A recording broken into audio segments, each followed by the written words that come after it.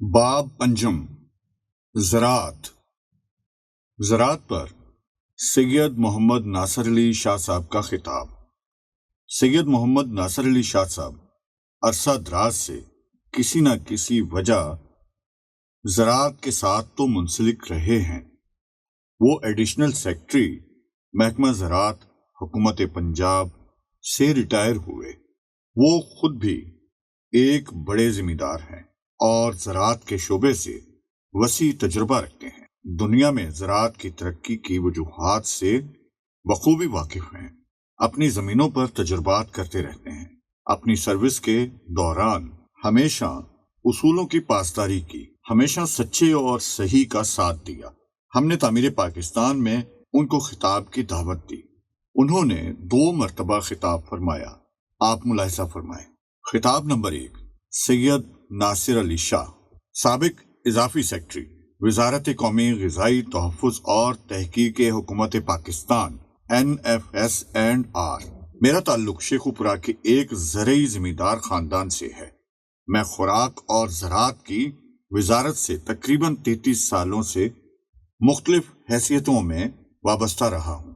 میں بطور additional secretary وزارت national food security and research حکومت پاکستان ریٹائر ہوا۔ پاکستان کی معیشت میں زراعت کا کردار ایک بہت اہم موضوع ہے۔ اس کو اجاگر کرنے کے لیے 10 ملاقاتیں بھی کافی نہیں ہیں۔ میں ان کے ویژن کی تعریف کرتا ہوں۔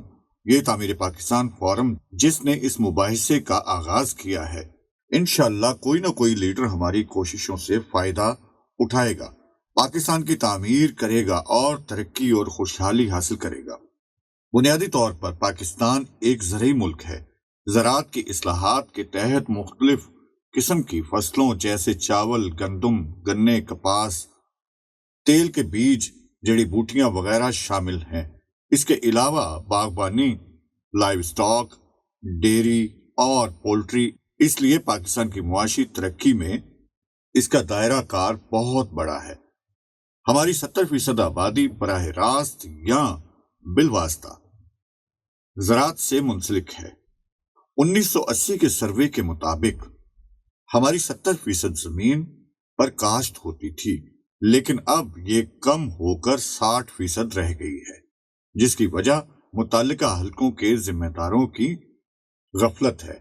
ہالینڈ، یورپ کے ایک بہت چھوٹے ملک نے اپنی معیشت پھولوں کی برآمد پر استوار کی ہوئی ہے۔ ان کی زمین سطح سمندر سے نیچے ہے۔ انہوں نے سمندر کے پانی سے بچانے کے لیے ڈیم بنائے۔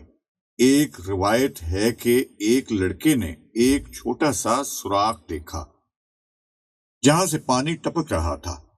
اس نے سوراخ بند کرنے کے لیے اپنا پاؤں رکھا۔ سردی میں مرنے تک اس نے جگہ نہیں چھوڑی۔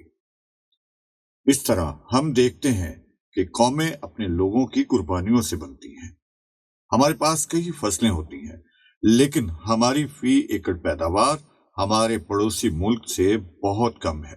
حالانکہ ہمارے پاس مختلف اقسام کی فصلوں کی کاشت کی گنجائش ہے۔ زیادہ تر ترقی یافتہ ممالک کی بات نہ کی جائے جہاں فرق بہت زیادہ ہے۔ گندم کے معاملے میں ہماری اوسط پیداوار 28 سے 29 من فی ایکڑ ہے، جو کہ ہندوستان میں 49.7 من ہے۔ اسی طرح دیگر فصلوں میں ہماری پیداوار اور بھی کم ہے۔ 80 کی دہائی میں پاکستان میں 2 زرعی یونیورسٹیاں تھیں، ٹنڈو جام اور فیصل آباد، لیکن بدقسمتی سے ہم اپنے زرعی شعبے کو ترقی نہیں دے سکے۔ 18ویں ترمیم کے بعد زراعت کا موضوع صوبوں کے پاس چلا گیا۔ ان کے پاس ترقی کی صلاحیت اور فنڈز کی کمی تھی، جس کی وجہ سے زراعت ترقی نہیں کر سکی۔ تحقیق اور ترقی کی کوششوں کی وجہ سے جو کچھ بھی حاصل ہوا وہ ضائع ہو گیا۔ پاکستان میں خوردنی تیل کے بیجوں کی پیداوار کو فروغ دینے کے لیے آئے ہم اپنی زرعی پیداوار کی مصنوعات لگا کر اس کی قدر میں اضافہ کر سکتے ہیں۔ سیڈ ڈیولپمنٹ ڈپارٹمنٹ بنایا گیا، لیکن تقسیم کی وجہ سے کامیاب نہ ہو سکا اور ملائیشیا اور انڈونیشیا سے پام آئل کی درآمد کے لیے مافیا غالب آ گئی۔ درآمد کنندگان صحت عامہ کی قیمت پر سب سے کم درجے کا آئل درآمد کرتے ہیں۔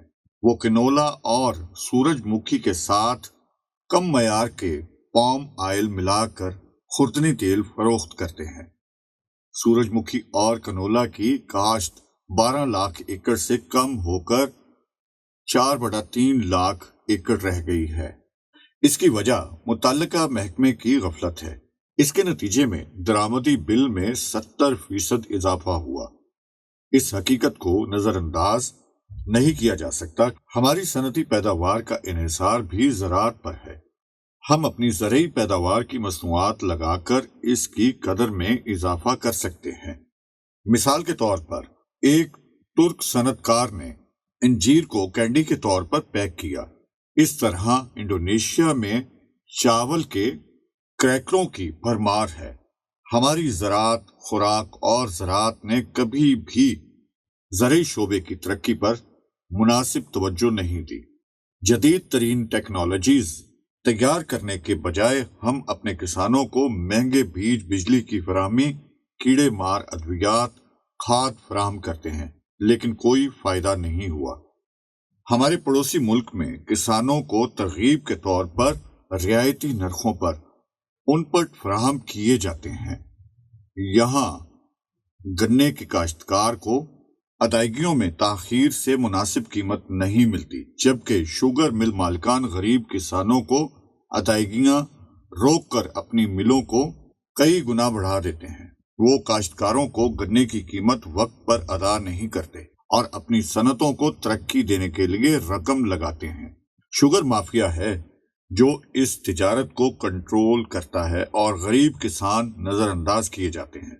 مندرجہ ذیل اقدامات تجویز کیے گئے ہیں۔ نمبر 1، پاکستان میں زراعت کو ترقی دینے کے لیے اس کی اہمیت کو پہچاننا ضروری ہے۔ دنیا میں ہمارے کئی رول ماڈل ہیں۔ ہمیں ہر فصل سیکٹر کے لیے الگ الگ ان کی پیروی کرنی ہوگی، کیونکہ ہمارا ماحول مختلف ہے۔ نمبر 2، ہمارے علاقے کی تشخیص کرنی چاہیے۔ مختلف فصلیں ہونی چاہیے۔ اس کی صلاحیت کے مطابق مختلف علاقوں کو الاٹ کیا جائے۔ نمبر 3، مڈل مین کو ختم کیا جانا چاہیے۔ محکمہ زراعت کسانوں کو ان کی مصنوعات کی مارکیٹنگ میں مدد کرے۔ حکومت کو ذخیرہ کرنے کی سہولت فراہم کرنی چاہیے تاکہ کسانوں کو ان کی مصنوعات کی بہترین قیمت مل سکے، جیسا کہ ہندوستان میں کیا جاتا ہے۔ نمبر 4، ہمارے پاس تحقیق اور ترقی کی لیبارٹریز ہیں، لیکن ان کو مکمل طور پر استعمال نہیں کیا جاتا اور ان کی فنڈنگ ان کی ضروریات کے برابر نہیں ہے۔ نمبر 5، خوردنی تیل کی فصلوں کی نشو و نما کے لیے منصوبہ بندی کے مرحلے پر بہت کام کیا گیا ہے، لیکن اس پر عمل درآمد نہیں ہوا۔ نمبر 6، کسانوں کے لیے زرعی قرضوں کو آسان بنایا جائے۔ ان کے پاس کریڈٹ کی حدیں ہونی چاہیے۔ یہ سود سے پاک ہونا چاہیے۔ اس طرح درمیانی آدمی کا خاتمہ ہو جائے گا اور وہ اپنی پیداوار اچھی قیمت پر فروخت کر سکیں گے۔